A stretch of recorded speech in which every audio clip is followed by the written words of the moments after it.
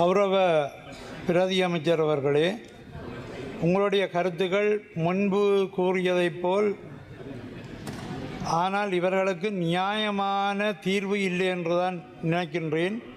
மிக ஊழியர் அதிபர் விடயத்தில் ஓர் அரசாக உங்களின் நிலைப்பாடு பாதிக்கப்பட்டோரின் பக்கம் நிற்பதாகத்தானே அமைய வேண்டும் என்று எதிர்பார்க்கின்றேன். அவர்கள் இப்பொழுதும் இடர்படுகின்ற இரண்டு பிரச்சனைகளில் ஒன்று அவர்களுக்குரிய நிர்வாக கொடுப்பனவு கிடைக்கப்பெறாமை தொடர்பானது. அவர்களும் ஏனைய அதிபர்களைப் போன்று நூற்றுக்கணக்கான மாணவர்கள், ஆசிரியர்கள் என பெரும் ஆளணிக்கு தலைமை வகிக்கின்றார்கள். இருந்தபோதும் ஏனைய அதிபர்கள் பெறும் நிர்வாக கொடுப்பனவு அவர்களுக்கு இதுவரை வழங்கப்படாது உள்ளது. இப்பொழுது சில ஆண்டுகளாக வடமாகாண கல்வி அமைச்சால் கோரப்படும் அதிபர் விண்ணப்பங்களில் மிக ஊழியர் தவிர்ந்த அதிபர்கள் மட்டுமே விண்ணப்பிக்க முடியும் என்று குறிப்பிடப்படுகின்றது. விண்ணப்பிப்பதிலும் புறக்கணிப்பு. கல்வி சூழமைவில் இது ஒரு நவீன தீண்டாமையாகவே பார்க்கப்படுகின்றது.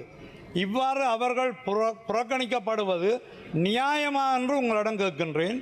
தயவு செய்து பிரதி அமைச்சர் அவர்கள் இந்த விடயத்தில் கவனம் எடுக்க வேண்டும் என்றும் கேட்டுக்கொள்கின்றேன். புறக்கணிக்க வேண்டாம். தயவு செய்து ஒரு இடத்தில், ஒரு மாகாணத்தில் கொஞ்சம் அதிபர்கள் ஒரு மாதிரி, ஏனைய அதிபர்கள் ஒரு மாதிரியான புறக்கணிப்பை காட்ட வேண்டாம் என்றுதான் நான் கேட்டுக்கொள்கிறேன். ගරු කතානායකතුමනි, මේ ඔබ ගරු මන්ත්‍රීතුමාගේ ප්‍රශ්නය සම්බන්ධයෙන් අපි මේ සම්බන්ධයෙන් කීප විටක්ම පාර්ලිමේන්තුවට කතා කරලා තියෙනවා. ඇත්තටම මෙතෙන්දි මේ මූලික කාරණා වෙන්නේ බදවා ගැනීමේ කොන්දේසි මතම තමයි. එතකොට එතෙන්දි මම කලින් සඳහන් කළා වගේ පරිපාලන දීමනා සම්බන්ධයෙන් හිමිකමක් දැනට නැහැ. අපි මේ සම්බන්ධයෙන් මෙතන යම්කිසි කාරණා වගේක් මතුවෙච්ච හින්දා මේ මෑතකදී අපි නැවත වාරයක් විශේෂයෙන්ම අමාත්‍යාංශ ලේකම්තුමන් මැදිහත් වෙලා මෙම අධිසේවක විදුහල්පතිවරුන්ට යම්කිසි ආකාරයක සහනයක් සැලසීම සම්බන්ධයෙන් හැම ආකාරයෙන්ම විධික්‍රමයන් හොයලා බැලුවා මුදල් රෙගුලාසි වලට අනුකූලව. ඉතින් නමුත් අපිට මුදල් රෙගුලාසි වලට අනුකූලව තමයි ගරු කතානායකතුමනි ක්‍රියා කළ හැක්කේ. ඉතින් අපි බැලුවා. ඉතින් එතකොට එතෙන්දී එන්නේ මේ මූලික බඳවා ගැනීමේ ක්‍රියාවලිය මතම තියෙන චක්‍රලේඛ සහ මුදල් රෙගුලාසි මත අපිට දැනට මේ වෙද්දි පරිපාලන දීමනා දීමේ හැකියාවක් නැහැ. ඒක නිශ්චිතයි. අපි මේ වෙද්දි ගරු කතානායකතුමනි කීප විටක්ම ওই අධිසේවක පදනමේ සිටින විදුහල්පතිවරුන්ට සාකච්ඡා කරලා තියෙනවා. කීප විටක් සාකච්ඡා කරලා තියෙනවා. මේ සම්බන්ධයෙන් නිලධාරි මට්ටමේ සාකච්ඡා කරලා තියෙනවා. රාජ්‍ය කමිෂන් එක සාකච්ඡා කරලා තියෙනවා. ඉතින් අපි පුළුවන් තරම් බලන්නේ අත්‍තරම මේ පිරිස යම්කිසි විදුහලේ සැලකිය යුතු මට්ටමේ රාජකාරී ප්‍රමාණය ආවරණය කරනවා. ඉතින් මේ සම්බන්ධයෙන් සීළු හැකියාව නිරීක්ෂණය කරලා තියෙනවා.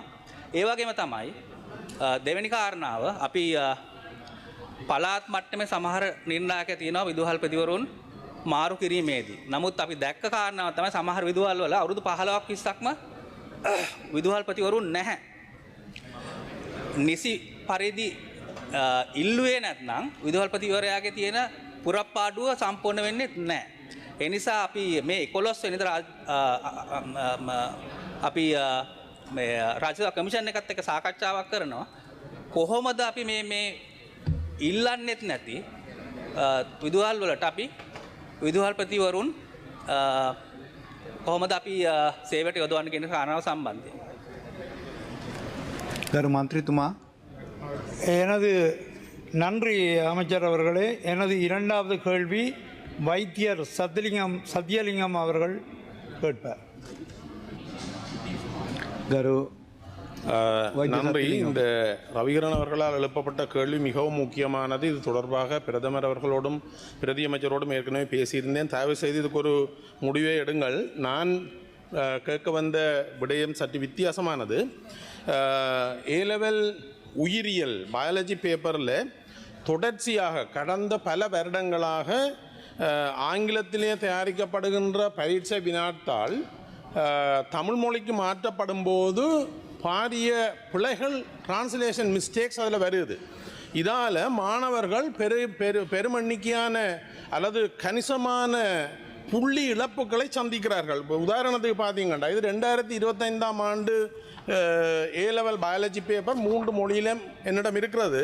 இல்லை உதாரணத்துக்கு பார்த்தீங்கன்னா பயாலஜி பேப்பர் MCQவில் முதலாவது கேள்வியே இதில் ஆங்கிலத்திலே ஒரிஜினல் பேப்பரில் சொல்லப்படுது நியூக்ளியர் என்வெலப் என்று சொல்லப்படுது. அந்த நியூக்ளியர் என்வெலப்ன்றதுக்குரிய தமிழ் மொழியாக்கம் கருச்சுழி என்று சொல்லப்படுகிறது. கருச்சுழின்றதுக்கு ஆங்கிலம் நியூக்ளியஸ். என்ன நியூக்ளியஸ் வேறு, nuclear envelope is different. So nucleus is within the nucleus envelope. So there is a big translation mistake. That is one example. ரெண்டாவது எக்ஸாம்பிள் இன்னொன்று நான் சொல்கிறேன். அந்த 2025ஆம் ஆண்டு பயாலஜி பேப்பரில் கொஷன் நம்பர் 3 ஆங்கிலத்தில் சொல்லப்படுது விடையாக இரிட்டபிலிட்டி அண்ட் கோஆர்டினேஷன். டிரான்ஸ்லேஷன் எப்படி இருக்குன்றால் உறுத்துணர்ச்சி அண்ட் இயைபாக்கம். இயைபாக்கம் என்றது it is adaptation, it is not coordination. இந்த ஆங்கில பேப்பரில் வருது கோஆர்டினேஷன், இரிட்டபிலிட்டி அண்ட் கோஆர்டினேஷன்.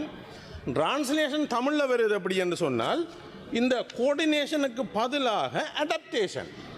கேள்வியும் பிள்ளை பதிலும் பிள்ளை என்று சொன்னால் இது ஒவ்வொன்றுக்கும் ஒவ்வொரு புள்ளி.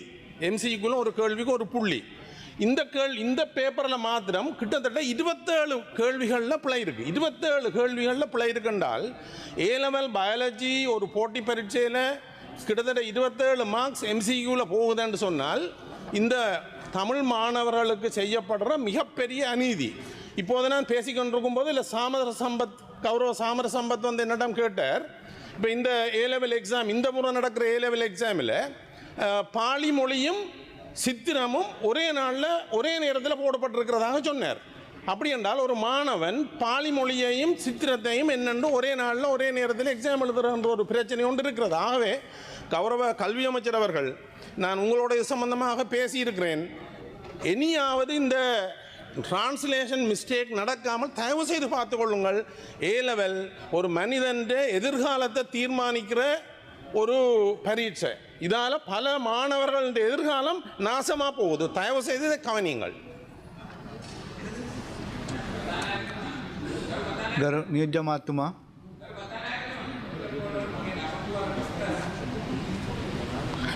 ගරු චාමර සම්පත් දසනායක මහත්තයා ඔබතුමාගේ කරු මත ඒ ඩොක්ටර් කිව්වේ මම ඩොක්ටර්ට මම තමයි කිව්වේ 14 වෙනිදා උසස් පෙළ තියෙන පේපර් එකේ චිත්‍රයි පාලි එකම දවසේ එකම වෙලාවට වෙලා ඒක හාමුදුරුවරුන්ට ප්‍රශ්නයක්. මොකද හාමුදුරුවරු පාලි චිත්‍රයි එකටම කරන්නේ.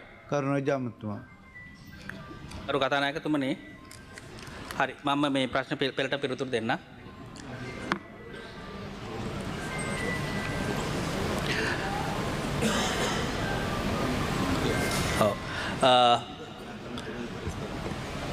ගරු කතානායකතුමනි, ගරු අග්‍රාමාත්‍යතුමිය මේ සම්බන්ධ සාකච්ඡා කරලා තියෙනවා. එක හාමුදුරු නම ඉන්නේ පාලි. ඒ හාමුදුරු නම චිත්‍ර කරන්නේ නැහැ. මොක තමයි නිශ්චිත පිළිතුර. චිත්‍ර කරනවා, පාලි කරන්නේ නැහැ. දෙවෙනි කාරණාව සම්බන්ධයෙන් අපි දීර්ඝව ගිය අවුරුද්ද සාකච්ඡා කරලා තියෙනවා. විශේෂයෙන්ම උසස් පෙළ විතරක් නෙමෙයි, අනෙකුත් ප්‍රශ්න පත්‍රවලත් ඒ වචනාර්ථයෙන්ම ට්‍රාන්ස්ලේෂන් වෙනකොට පරිවර්තන වෙනකොට යම්කිසි ගැටලුකාරී තත්ත්වයක් උතුරු පළාතේ වාර්තා වුණා කියලා අපිට සඳහන් වෙලා තිබ්බා. එතකොට අපි විභාග දෙපාර්තමේන්තුවත් එක්ක මේ සම්බන්ධයෙන් සාකච්ඡා කරලා තියෙනවා. එකක් තමයි දෙමළ භාෂාව සම්බන්ධයෙන්, අනිත් එක තමයි වචනාර්ථයෙන්ම ට්‍රාන්ස්ලේෂන් එකක්ම නෙමෙයි, අනිත් එක විශේෂ අවස්ථා සහිත ශිෂ්‍යයන්ට වෙන අසාධාරණයක් සම්බන්ධයෙන්. ඒ නිසා මෙවර අපි හිතනවා පාරිභාෂික වචනම ග්ලොසරි එකම පාවිච්චි කරලා තමයි உசாஸ் பெல் விபாக சதா மேலதிக செய்திகளுக்காக எமது யூடியூப் தளத்தை சப்ஸ்கிரைப் செய்யுங்கள்.